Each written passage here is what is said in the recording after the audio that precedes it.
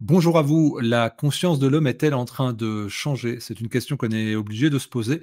On regarde tout ce qui se passe dans la société française et plus largement dans les sociétés occidentales, mais on va rester franco-français puisqu'il y a quand même beaucoup de choses qui sont en train de se dérouler, qui sont un peu passées sous silence ou incomprises. En tout cas, on va prendre le temps de cette vidéo pour essayer de décortiquer en quoi on évolue plus dans une société qui promeut la mort, la destruction, la fin, plutôt que, la joie, l'optimisme, le développement et puis surtout la vie. Et je vous ai choisi 9 exemples, évidemment c'est pas exhaustif, mais essayer de montrer quand même, avec des arguments, qu'il y a un mouvement, une promotion de cette mort qui semble inéluctable pour beaucoup et qui amène à l'apathie, au déni et à l'avachissement face à la tornade d'actualité. Alors évidemment, je ne peux pas ne pas parler, oui, si on parle de mort, on peut faire des doubles négations, de la loi fin de vie, dont j'ai déjà fait, sur laquelle j'ai déjà fait une vidéo il y a quelque temps.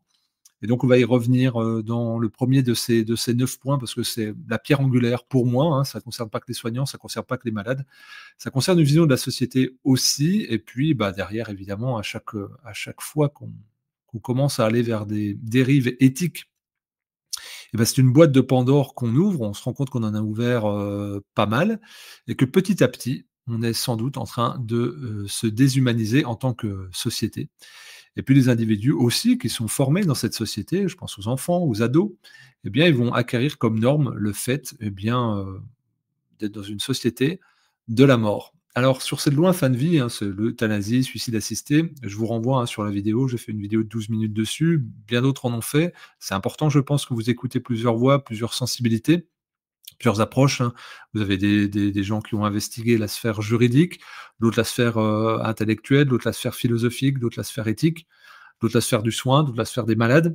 Voilà, je pense que c'est important que vous écoutiez différentes personnes, différents sons de cloche et pas uniquement ce qui est promu à la télé, parce qu'on vous vend ça évidemment comme un progrès. C'est vraiment le top du top de pouvoir en finir. Alors, c'est facile de faire tirer la larmichette. C'est comme quand on vous montre quelqu'un en réa pendant le Covid, qui est en train de clamser, c'est horrible et est-ce que pour autant, ça vaut le coup de généraliser un confinement et d'injecter, 3 fois des gamins de 6 ans? Je ne sais pas. A priori, non, d'après les dernières études. C'est même pas a priori, c'est sûr que non et là, peut-être que si on vous dit: «Rappelez-vous votre tante, rappelez-vous votre grand-mère, comme elle souffrait, on aurait pu faire autre chose», peut-être qu'on aurait pu soigner aussi. Donc, ce débat sur la légalisation de l'euthanasie, hein, faut pas tourner autour du mot, et du suicide assisté en France, c'est souvent présenté comme une aide à mourir, hein, le mot aide. C'est d'ailleurs, si vous regardez dans d'autres pays où ça se fait, on n'utilise pas le mot aide. Par exemple, en Suisse, on est plutôt sur la catégorisation du meurtre, légal. Ça peut être perçu comme un projet d'acceptation institutionnelle de mort provoquée. Ce qui est très gênant, c'est que bon, déjà, il n'y a pas de débat éthique, mais c'est surtout qu'il suffit d'une demande orale auprès d'un soignant. Sauf que ça, c'est extrêmement subjectif parce que c'est une personne qui peut souffrir ou physiquement ou psychologiquement, ou les 2. Donc, imaginons, que vous soyez en déroute psychologique, voire psychiatrique, mais ça peut être temporaire et puis vous manifestez le fait d'en finir, parce que vous êtes, à bout de ressources, à tous les niveaux cette demande orale peut être prise en compte et vous pouvez, aller de l'autre côté. Donc, il y a un pouvoir, hein, il y a une autorité, il y a un pouvoir aussi d'infléchir, la décision d'un côté ou de l'autre, mais ce qui est drôle, c'est que la personne peut vous aider à en finir, le soignant, mais si elle questionne, si elle met en doute, voire si elle essaye de vous dire: attendez, peut-être qu'on peut prendre du temps, il y a d'autres solutions thérapeutiques, peut-être vous pouvez avoir un accompagnement psychologique, peut-être que là, c'est contextuel». Et bien là, elle se mettrait en entrave et elle risquerait 2 ans d'emprisonnement et 30 000 € d'amende. Donc elle ne peut que promouvoir votre décès, votre fin, votre mort et pour des contours, assez flous au niveau de cette décision. Parce que le but évidemment, c'est d'ouvrir au maximum les conditions d'accès. Donc le soignant peut faire la promotion, mais non pas, on va dire, de réfréner cela. Alors évidemment, c'est le soignant, vous le mettez en tension parce que lui, il voit son service débordé, il a moins de moyens logistiques. On lui supprime aussi des médicaments. Alors soit de manière volontaire, on a vu pendant le Covid, hein, il y a de médicaments qui ont été interdits. Ce n'est pas qu'ils n'ont pas été recommandés, c'est qu'ils ont été rigoureusement interdits et puis il y a des médecins, qui ont, subi des suspensions pour cela et des peines. des blâmes. Donc déjà, le soignant n'a pas le droit de soigner avec ce qu'il a sous la main. Ensuite, il y a des pénuries de médicaments. Ensuite, il y a des, on va dire, des seuils, hein. Il y a des médicaments qui coûtent extrêmement cher, qui ne sont pas, totalement remboursés, voire pas remboursés du tout. Et puis, il manque d'équipes, il manque de lits. Et donc, bah, peut-être que la personne, il pourrait la soigner avec des médicaments ou de la place ou du temps ou des moyens humains, mais que, bah, il y a 14 lits et il y a 18 personnes. Bah, s'il y en a une, 2, 3 et par miracle 4 qui voulaient en finir, inconsciemment, eh bien, il se met plus dans une posture de soignant à devoir pouvoir soigner, mais à se dire: «Il faut que je rationalise, il faut que j'utilise, on va dire cette loi, heu, qui me protège, moi en tant que soignant, eh bien, pour faire de la place et pour me concentrer sur les 14 autres». Et il vaut mieux peut-être que je soigne bien 14 personnes, que je soigne très moyennement 18. On va rentrer dans cette tension-là. Alors, j'extrapole un petit peu, hein, ça va conduire à quoi ça? Bah, décourager les soignants qui ont encore de l'humanité, donc à, bah, faire une fronde comme les soignants suspendus et à se barrer du système, ou alors à rapidement déléguer cette tâche morale très ingrate à des IA. Qui sélectionneront sur les dossiers de patients et puis, ben, on va dire, il faut quand même injecter, même si l'IA a choisi, elle nous a soulagés de qui fallait foutre de côté et ben, peut-être qu'il y aura des cabines robotisées où une fois que l'IA aura choisi, le verdict sera annoncé à la personne par IA. Puis on lui dira: «Bah, écoutez, au bout du couloir, vous avez une belle salle là avec, des chants d'oiseaux. Vous mettez un casque holographique, là, vous avez dit, quel endroit est-elle vous préférez. On l'a reconstitué, par, image de synthèse. Vous y êtes, vous pressez, sur le bouton, que vous donnez votre consentement et puis, tout va bien se passer. Vous aurez un petit gaz, une petite injection, vous sentirez rien et vous partirez le sourire aux lèvres parce que vous aurez les voix synthétiques de vos proches que l'IA aura reproduites, l'image aussi, cérébrale que vous avez projetée et captée par des capteurs, neuronaux et puis on va vous mettre dans le quand vous pêchiez avec votre père et votre grand-père au bord de la rivière et vous partirez comme ça. C'est quand même beaucoup plus agréable que de manquer de sédatifs en soins palliatifs parce que, bah, il y a une pénurie d'approvisionnement par la Chine ou par l'Inde et donc c'est ça qui est promu, cette fonction de soignant qui n'est plus de soigner, mais par manque de capacité de soins, par manque de temps de soins, eh bien, de zigouiller, les personnes. Mais pas n'importe lesquelles, hein. Évidemment, les trop souffrantes, celles qui vont coûter du pognon et puis évidemment, le but, c'est d'étendre aux inutiles et donc on le verra plus tard, c'est-à-dire les gens en détresse psychologique, ceux qui ne rapportent pas grand-chose au système, enfin un petit peu quand même parce qu'ils sont généralement dans des dépendances médicamenteuses, ce qui fait tourner la machine de la sécu, donc les labos pharmaceutiques, des addictions, cigarettes, tabac sur lesquelles il y a des taxes, d'ogre, de l'État, donc ça fait un petit peu tourner la machine. Mais bon quand même, si on peut se débarrasser de ces gens qui ne servent à rien, qui ne sont rien, hein, dans des halls de gare, macroniens, eh bien ça vaut le coup, de d'élargir ça, comme on le verra pour le point 9 où la détresse psychosociale est un mot fourre-tout derrière lequel on peut tout mettre et puis tout le monde va pouvoir s'y retrouver à un moment ou à un autre de sa vie et il faudra pas défaillir devant son soignant qui peut-être que lui, il a aussi un trouble psychologique et qui pourra abuser de son pouvoir pour vous faire presser le bouton. Cela nous rappelle, tristement le sort qui a été réservé, c'est-à-dire de choisir, aux personnes âgées pendant la période Covid-19. Donc, rappelez-vous, les vieux qui étaient en EHPAD, on disait: «Beh, il y a pas de place aux urgences». On oubliait de préciser qu'il y avait eu 120 000 lits, supprimés en 15 ans. Il y a pas de place en urgence. Heu, on va essayer de privilégier les gens, jeunes qui peuvent apporter, on va dire de la main-d'œuvre pour la nation et donc vous quand même c'est pas terrible. On va vous laisser un peu crever dans vos mouroirs, hein. Vous y êtes déjà un peu habitués, vous y êtes déjà projetés. On va vous interdire, de voir vos proches, on va interdire à vos proches de vous voir.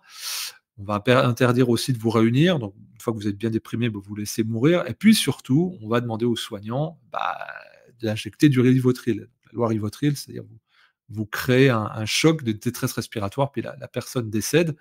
Donc c'était de l'euthanasie, hein, déjà, donc bah, on avait demandé aux soignants, beaucoup ne l'avaient pas fait, beaucoup avaient démissionné, hein, donc on se retrouve dans un cas de figure identique à ce que je décrivais dans le cas 1, mais en gros, fallait, zigouiller du vieux. Et donc on est dans cette notion de dire, qui peut vivre, qui ne peut pas vivre, qui rapporte à la société, qui coûte à la société. Et ça, c'est possible quand on fait une logistique structurée qui permet d'aboutir à cette question. J'arrive au point 3, c'est-à-dire la fermeture des services hospitaliers et la création de déserts médicaux. C'est-à-dire la réduction année après année du budget de la santé publique. Là, cette année, on l'a baissé de 200 millions d'euros. La fermeture de lits d'hôpitaux, notamment dans les zones rurales, la fermeture pardon, de maternité, je viendrai après, bah, ça peut être vu comme une négligence, une incompétence, mais c'est surtout quelque chose qui vise à ne pas préserver la vie et le soin. Et donc on continue. On a dit, bon, il y a 5 ans, oh là là, bah, il y a quand même un problème logistique en France, notamment dans les urgences, dans les périodes de crise. Avez-vous vu un immense plan pour prévenir une éventuelle nouvelle pandémie, dont on vous parle d'ailleurs? Rien, on continue de supprimer des lits, on continue de former moins de soignants, on continue de virer des gens et on continue de fermer des labos de recherche et d'avoir d'autant plus de pénuries médicamenteuses. Donc si on voulait déclencher les conditions favorables à la propagation d'une nouvelle épidémie, qu'on pourrait pas faire mieux, et puis si on voulait déclencher les conditions favorables à ce que les soignants, qui restent encore motivés et sur le poste doivent choisir encore qui supprimer et qui garder, eh bien on le fait. Je rappelle aussi qu'il y a une loi qui est passée qui vise à, ne pas prendre, les adolescents de moins de 14 ans et de moins de 40 kilogrammes en chirurgie si le chirurgien pédiatrique n'a pas une assurance. Donc vous avez par exemple votre ado qui a une crise d'appendicite, on va lui dire: «Hop, hop, hop, là on n'a pas de chirurgien qui a, on va dire le label protocolaire et l'assurance qui va bien pour intervenir sur votre fils ou votre fille, donc allez à l'hôpital qui est à 70 kilomètres de là. A priori, il y a un chirurgien de garde qui lui a son attestation pour pouvoir le prendre en charge. On en est là, c'est-à-dire d'être dans une hyper réglementation, un hyper protocole qui fait que, ben, on ne peut même plus prendre, soin. Et donc j'ai documenté sur cette chaîne, hein, le fait qu'aller aux urgences était extrêmement risqué. C'est toujours le cas et ça devient, de plus en plus le cas. Ce qui aboutit aussi, à se resserrer, c'est le déremboursement de certains médicaments. Donc la décision de ne plus rembourser certains médicaments, parfois vitaux, pour des patients chroniques, peut être interprétée aussi comme une forme d'abandon des plus fragiles, puis le fait de les laisser, sur le bord de la route. On peut ça concerne notamment des anticancers, qui peuvent être qualifiés de coûteux. Et puis on peut, dans le déremboursement, parler de l'homéopathie, évidemment. On peut parler aussi le fait de fustiger certaines prises en charge de prévention ou d'accompagnement, comme la thérapie et cetera, pardon, la naturopathie, qui est, largement diabolisée, dans les médias, sur laquelle on communique beaucoup de gourous, sectes, charlatans et cetera, sans jamais essayer de comprendre, ce que c'est, sans jamais non plus essayer de voir ce qui se passe dans des pays comme l'Allemagne ou la Suisse qui sont limitrophes et qui intègrent, ces médecines-là dans leur, politique de santé intégrative avec grand succès, qui permettent de soulager, de moins mettre sous tension les services hospitaliers. Donc là, c'est uniquement visé à ne plus prendre, soin, à ne plus être dans la prévention et puis à laisser sur le côté. J'en viens sur autre chose que l'aspect santé, là, on va dire des 4 premiers points, mais quelque chose quand même, hein, qui va dans cette logique de promotion de la mort et puis d'avoir une conscience un petit peu altérée, bah, c'est le fait que d'insister sur un export de vente d'armes. Vous aura pas échappé que la France est un des plus grands exportateurs d'armes, hein, vers l'Arabie Saoudite, les Émirats, l'Ukraine, pas mal, avec des petits tarifs, hein, quand même. Et enfin, c'est vous qui donnez du pognon de vos impôts pour l'Ukraine, on n'est pas loin de 10 milliards pour racheter des armes aux fabricants, d'armes, français,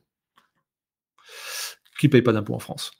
Et donc, ben, le simple fait de dire, bah, nous, notre business, notre politique industrielle repose pas sur un autre savoir-faire que celui de faire des armes, est assez, éloquent. Donc, on le voit, on livre, on vend, des armes à des pays qui sont, dans des contextes assez, heu, particuliers, comme l'Ukraine, où on voit qu'il y a un siphonnage aussi, d'argent public assez trouble, plusieurs enquêtes dessus. Et puis, bah, il y a des pays qui sont accusés de crimes de guerre, voire de génocide, et puis qu'on continue d'abreuver. Bah, ce qui fait qu'évidemment, derrière ces actions-là, bah, la politique, qui se greffe évidemment sur l'économique, ne peut que promouvoir quoi? La guerre et non en aucun cas la paix. D'ailleurs, la France est un des pays les plus bellicistes. C'est-à-dire qu'elle ne fait pas son rôle, on va dire, de pacification, ou en tout cas de peser diplomatiquement en faveur de la paix. C'est systématiquement: «Non, il n'y a pas de génocide à cet endroit-là au bord de la Méditerranée». Et non, il ne faut pas, qu'il y ait la paix. Il faut la guerre à tout prix, du côté de l'Est. Et donc ça, c'est une dynamique sociale aussi. Le fait d'être tout le temps dans une, dynamique d'agression, de tension, de non-paix, ou d'ailleurs quand on parle de paix, ben, on est agressé, comme si on était un complotiste ou quelqu'un de fou. C'est-à-dire qu'aujourd'hui, parler de paix, c'est dangereux pour soi. Mais parler de guerre, c'est quelqu'un, voilà, qui peut participer au débat public. Dans cette dynamique de guerre, il y a aussi la guerre contre le vivant. On le voit, face à la pollution. Il y a un discours très paradoxal, c'est que le citoyen est mis sous tension avec les ZFE, les taxes de toutes, sortes, voire des confinements climatiques qui seraient à l'étude. Mais d'un autre côté, eh bien, on s'en fout de la pollution de l'air, largement, on s'en fout de la pollution des sols, on s'en fout des pesticides, de l'impact sur leur espérance de vie. Et on a des dérogations répétées, sur les limites des pesticides. On voit bien qu'il y a un scandale sanitaire sur l'eau, mais qui est gigantesque et qui est couvert depuis 4 ans, par l'État, hein, notamment Nestlé. Donc là, on sait qu'il y a il y a des fraudes. On a falsifié des rapports, gouvernementaux au plus haut sommet de l'État pour que Nestlé ne soit pas inculpé. Donc on accepte que les Français boivent de l'eau contaminée, puis on relève les seuils de dangerosité et de non-potabilité de l'eau, année après année, pour que votre eau qu'on dit potable, sûre et efficace à 95, eh bien, on dise: «Non, non, regardez, elle coche tous les critères», qui n'arrêtent pas, d'être changés. Et donc ça, c'est une agression, c'est le fait de ne pas prendre soin, le fait de promouvoir la destruction de la vie. Vous avez là, une personne qui a dû fermer, il avait une petite mare chez lui. Il y avait des nuisances sonores parce qu'il avait des grenouilles. Mais en revanche, tous les pesticides qui étaient bombardés autour, qui faisaient fuir les grenouilles vers sa mare pour la survie, ça, c'était pas, dérangeant. On le voit aussi avec le chlordécone qui avait été réautorisé, enfin, Monsanto Bayer, qui sont chez eux au Parlement européen pour faire du lobbying très actif. Et donc en aucun cas, on essaye de promouvoir la vie. On parle d'écologie systématiquement, mais en fait, vous ouvrez votre fenêtre et vous voyez de la pollution partout, vous ouvrez votre robinet, vous en voyez partout, et vous mettez les mains dans la terre, vous en voyez partout. D'ailleurs, vous voyez plus de vers de terre. Et donc, là, ça nous amène aussi, là, on a parlé de la flore, mais la faune aussi, le fait que la France contrevient aux réglementations européennes en matière de tests sur les animaux. On sait qu'il y a des possibilités ou équivalente de faire des tests sur, enfin des tests synthétiques sur de la cosmétique, mais sur plein d'autres produits, d'entretien. Mais vu que c'est moins coûteux pour les industriels de tester ça sur des lapins, sur des rats, sur des souris, ou autres animaux, eh bien on continue de tester sur les animaux. Et donc ça, c'est en toute, illégalité, mais ça se dit on préfère tuer plutôt que de dépenser. Donc c'est aussi un interstice dans lequel on va, mais qui participe à banaliser absolument, la mort. Et on va même sur la promotion d'un certain culte de la mort, hein. Si vous regardez les blockbusters, américains, au cinéma, énormément de morts. Si vous regardez les blockbusters au niveau des jeux vidéo, ce sont des jeux vidéo où il faut tuer. Et si vous regardez les séries qui marchent le mieux, là, je sais plus, les trucs asiatiques, là, fallait se tuer là. Ça, les gens étaient habillés en blanc avec des carrés. Désolé, hein, je j'ai pas la télé, je regarde pas de séries. J'essaie de me tenir au courant pour pas être trop décroché. Je sais plus le nom, vous allez le mettre en commentaire, vous serez sympathique. Et donc là, c'est un truc sordide de chasse à l'homme et puis de tuer. Enfin, c'est ça qui marche, donc de stimuler les bas instincts. C'est vraiment une promotion et surtout une banalisation. C'est-à-dire un mort, quelqu'un qui se fait torturer, c'est pas grave. Donc dans les cinémas, dans les jeux vidéo, la violence est promue et puis il y a une trivialisation de la mort, c'est-à-dire les tueries, les suicides. Par ailleurs, on banalise tout à fait le fait que désormais, voilà, vous dans les écoles primaires, dans les collèges, ça y est, on fouille les sacs à dos. Moi, je l'ai vu, voilà, pour l'école de mon fils, il y a des gens, même en primaire, on fait ouvrir les trousses et les cartables. C'est-à-dire qu'on est dans c'est banal, quoi, il y a des meurtres au couteau. On jugeait, très mal les États-Unis et à raison, il y a 10-15 ans, on disait: «Mais quelle société de malades» et vous vous rendez compte, il y a des collégiens et des lycéens qui se font tuer. Je me rappelle des débats publics, se mettait, vraiment fièrement en disant: «Mais comment ils peuvent, générer une société comme ça?» Bah, là, ça arrive en France toutes les semaines. Il y a des agressions au couteau, des meurtres, bon, ça passe médiatiquement, on est dans cette banalisation-là et on promeut pas une jeunesse, un peu innocente, un peu indolente, un peu qui va découvrir le monde. C'est non, tout de suite, ça doit être dur et puis, là, évidemment, on va pas faire de prévention, on va pas faire gaffe à ce qu'ils vont être à ce à quoi ils vont être confrontés sur les écrans. Ces jeunes-là, on va leur mettre des portiques de sécurité, les fouiller, comme si ça empêchait évidemment les agressions et les tueries de masse, parce qu'on le voit aux États-Unis, il y a aucun, impact. On va plutôt essayer de les foutre sous antidépresseurs, les bourrer de malbouffe et les laisser, consommer des choses qui sont absolument pas adaptées à un cerveau en cours d'élaboration, encore moins à un cerveau tout court. Ça nous amène heu, eh bien, au dernier point qui est un peu sensible, hein, qui fait souvent réagir, mais c'est-à-dire l'IVG. Alors, on va dire: «Ouais, mais l'IVG quand même, c'est un droit et tout». On va pas aller, là-dessus, on va plutôt aller sur le fait, de pouvoir avorter au 9e mois de grossesse pour des motifs de détresse psychosociale. C'est quand même très curieux, c'est un motif très vague. Moi, à titre personnel, ça engage que moi, mais j'ai le droit, il me semble-t-il, dans cette société, de penser que c'est un infanticide à 9 mois. Enfin, quand tu as un gamin qui fait 3 kilogrammes 2, lorsqu'on le supprime et qu'il est viable à 100, pour moi, hein, c'est la possibilité de l'infanticide dans un contexte assez, clair de mettre un flou juridique.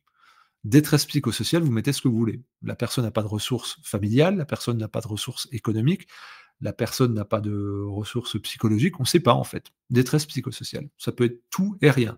En tout cas, il y a une porte ouverte et cette porte est tellement ouverte que bon, vous pouvez vous faire, des IVG, ça se fait partout en France, je ne sais pas combien on en est de dizaines de milliers, si ce n'est plus par an, j'ai pas les chiffres, j'ai pas regardé, mais pareil, vous pouvez préciser. Mais ce qui est très drôle, c'est de vouloir inscrire ça dans la constitution. C'est de pas inscrire de c'est quand même un ça reste, qu'on soit d'accord ou pas, le fait de supprimer une vie, bah, de le mettre dans la constitution. Alors que bon, ça semble pas, être, attaqué et que les gens qui pourraient, on va dire, avoir, une opinion contradictoire par rapport à ce phénomène de société, on les qualifie de pro-life. Alors c'est toujours marrant, hein, c'est un truc anglais, comme quoi c'est des trucs, ça fait un peu puritain, ça fait un peu bizarre, ça fait un peu évangéliste, voire amiche et pro-vie et donc ça devient une insulte. Vous êtes pour la paix, vous êtes pour la vie, mais vous êtes un salaud, quoi. Ah vraiment une ordure. C'est-à-dire que ça devient un qualificatif. Si vous dites vous allez sur Twitter, essayez, hein. J'y vais pas, hein, par exemple, parce que je suis pas équipé pour, aller dans une fosse sceptique, comme ça. J'ai pas le scaphandre qu'il faut et donc si vous dites que vous êtes pour la paix en Ukraine, si vous dites que vous êtes pour la paix en Israël, bah, vous allez vous prendre des volées de bois vert. Ça fait pas bon être pour la paix, donc si vous êtes que vous êtes pour la vie aussi, vous allez en prendre plein la tronche et ça raconte quelque chose de notre époque, ça raconte quelque chose de notre société et c'est pour ça que je fais cette vidéo. De mon point de vue, la conscience de l'homme est en train de changer assez dramatiquement et je dirais presque de manière assez démoniaque, parce qu'il faut nommer les choses au bout d'un moment. Si on commence à attaquer la spiritualité, les religions, quelles qu'elles soient, si on commence à attaquer le sacré, si on commence à promouvoir la violence, si on commence à attaquer la paix, si on commence à attaquer la vie de manière systématique, la terre, l'eau, les animaux, la flore, si on commence aussi à mettre des taxes sur ce qui pourrait être bon, par exemple, vous voulez faire du bio, ça va vous coûter plus cher et donc, bah, on se dit: «Mais c'est une dynamique sociale, en fait. C'est pas une incompétence, c'est pas un hasard». De manière aussi cumulative et exhaustive, ça correspond à une dynamique sociale, qui est pour moi une dynamique mortifère, à laquelle petit à petit, le citoyen, l'individu qui est une parcelle cellulaire de cette société, s'est habitué. Et donc, avec elle, cette habitude, eh ben, sa conscience. Et donc, je pense que nous sommes en train d'aller sur un glissement de conscience avec moins de repères idéologiques, moins de repères philosophiques, une absence de débat éthique et moins de sacré au centre de la société, et puis, on va dire, une ringardisation de la spiritualité. Eh bien, on en aboutit à des choses qui sont pour moi absolument inacceptables, ou au moins qui devraient pouvoir être discutées. Sauf que, si vous écoutez, bah, cette guerre-là, elle ne se discute pas, ces injections-là, elles ne se discutent pas. Ce protocole-là, ça ne se discute pas. Les zones en centre-ville, ça ne se discute pas et on peut la discuter. Quand on discute, ben, on passe en 49.3 ou alors on se fait laminer médiatiquement. Donc c'est quand même assez bizarre, cette, chose-là où les gens qui sont les plus menacés sont ceux qui sont pro-vie ou pro-paix et ça ne peut que témoigner, on va dire, d'un glissement qui n'est plus sémantique, mais qui est, on va dire, substantiel. On va dire la substance de la société a changé et avec elle la conscience, de l'humain. J'espère que cette, vidéo vous aura amené quelques pistes. Je vous encourage à partager cette vidéo, mais surtout à vous partager vos réflexions dans l'espace commentaire, mais surtout dans la vie. De parler de ça, de dire: «Tiens, c'est quand même bizarre qu'aujourd'hui le soignant, il soit plus équipé pour soigner et puis qu'on relègue le soin au deuxième, troisième rang, mais qu'en fait, il soit plutôt un opérateur systémique pour appuyer sur un bouton pour tuer les personnes qu'il n'est plus en capacité de soigner». Juste ça. ou bah, tiens, c'est étrange, qu'on on glisse vers une forme d'eugénisme. Parce que là, bah, c'est très facile, hein. Vous voyez les IVG maintenant, je vais revenir dessus, il est handicapé, il va être trisomique, il va être atteint de nanisme, c'est presque entendu qu'il faut, zigouiller le fœtus. C'est entendu par les soignants, par les parents, donc tranquillement. C'est une acceptation, qui raconte quelque chose. Donc j'espère que cette vidéo vous a apporté quelque chose. Je vous souhaite de bonnes réflexions, de bonnes prises de conscience et de bons échanges. Parce que c'est là-dessus qu'on pourra faire, avancer, dans les foyers et dans les cercles amicaux, aux petites discussions, des barbecues autour d'un verre de rosé. Pas après trop de verres de rosé, sinon ça glisse vers des trucs, pas terribles. Prenez soin de vous et à bientôt.